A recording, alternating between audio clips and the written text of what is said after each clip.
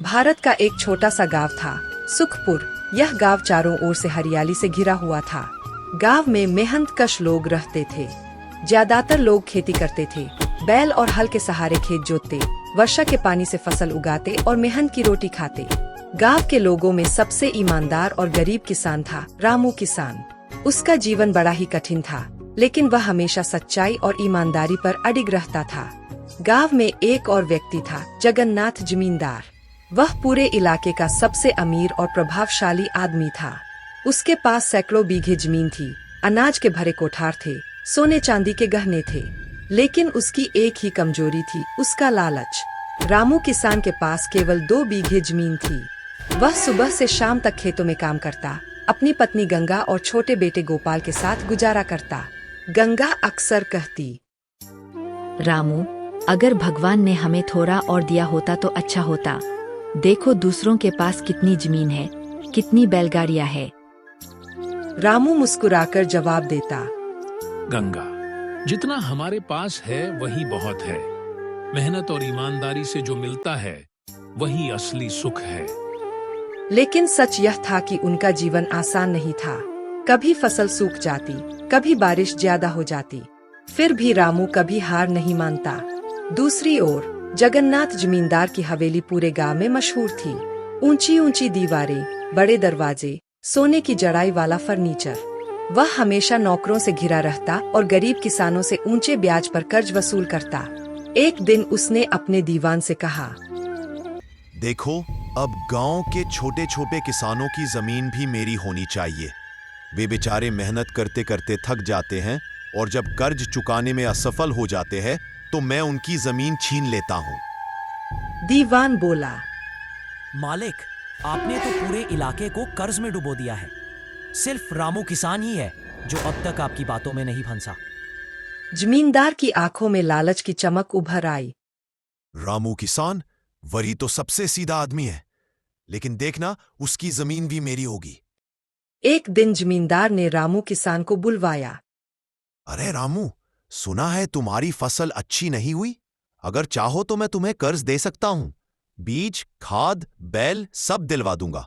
बदले में सिर्फ थोड़ी सी जमीन गिरवी रखनी होगी। रामू ने हाथ जोड़कर कहा, मालिक, आपकी दया का आभारी हूं, लेकिन मैं कर्ज नहीं लूंगा। जितना होगा उसी में गुजारा करूंगा।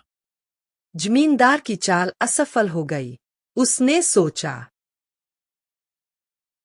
यह किसान तो बड़ा जिद्दी है, लेकिन मैं इसे फंसा कर रहूंगा। कुछ महीने बाद गांव में भीषण सूखा पड़ा। कुएं सूख गए, तालाब खाली हो गए, फसलें जलकर राख हो गईं। किसान परेशान हो गए। रामू किसान के घर में भी खाने को अनाज कम हो गया। उसकी पत्नी और बच्चा कई दिन भूखे पेट सोते। गंगा ने रोते हुए कहा, रामू, अब तो हमें जमींदार से मदद लेनी ही पड़ेगी, नहीं तो हम भूखों मर जाएंगे। रामू का दिल टूटा, लेकिन वह मजबूरी में जमींदार की हवेली पहुंचा। जमींदार ने उसे आते ही ताना मारा। क्या हुआ रामू, अब तो मेरी याद आई। बोलो, कितने पैसे चाहिए? लेकिन याद रखना, इसके बदले तुम्हें अपनी जमीन गिरवी रखनी होगी।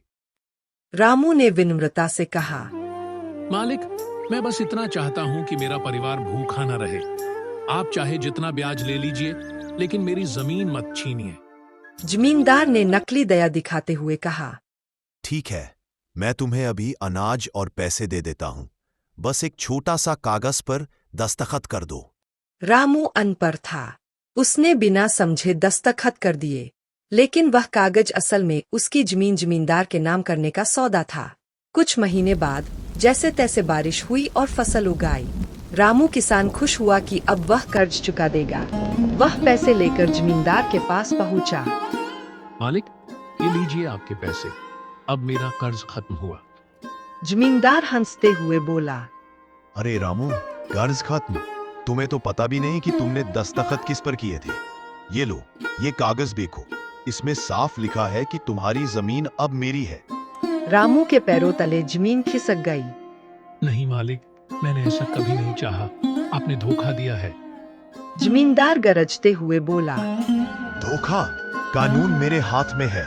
अगर जमीन वापस चाहिए तो 2 गुना पैसा लाकर दो।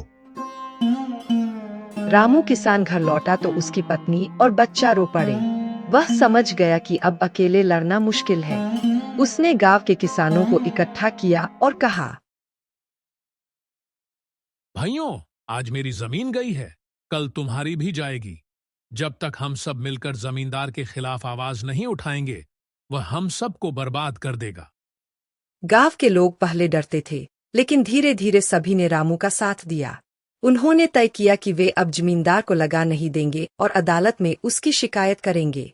रामू किसान और गांव के लोग जिला अदालत पहुंचे। उन्होंने जमींदार के धोखे के सबूत पेश किए।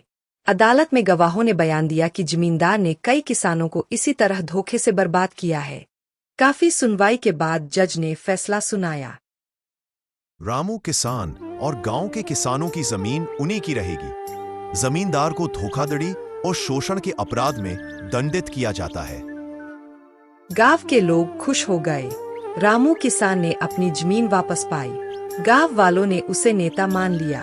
सबने मिलकर ठान लिया कि अब वे कभी भी जमींदार जैसे लालची लोगों के जाल में नहीं फंसेंगे।